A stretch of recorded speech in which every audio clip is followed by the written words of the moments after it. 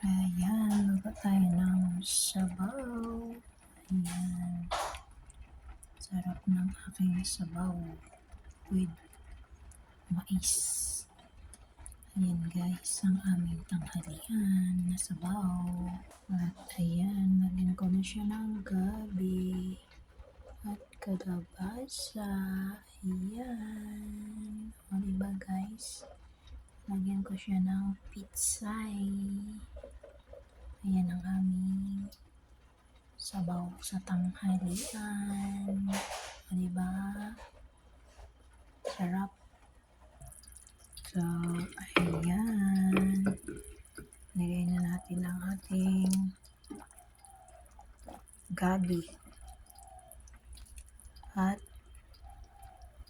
kalabasa. So, yummy, yummy ang tanghalian mga guys. Ayan. Sarap yan ng aming tanghalian hanggang sa hapunan. Oh, di ba?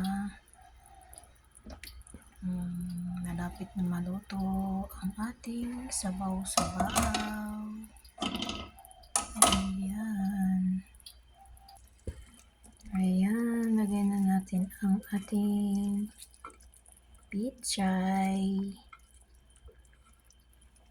At saka itong mushroom.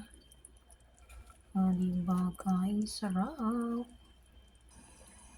So, ayan ang ating sabaw. Sarap, diba guys? Yummy, yummy. Ayan. Sarap ng aming tanghalian. Pahuli natin yung dahon ng pitsay. Ito muna. Ayan.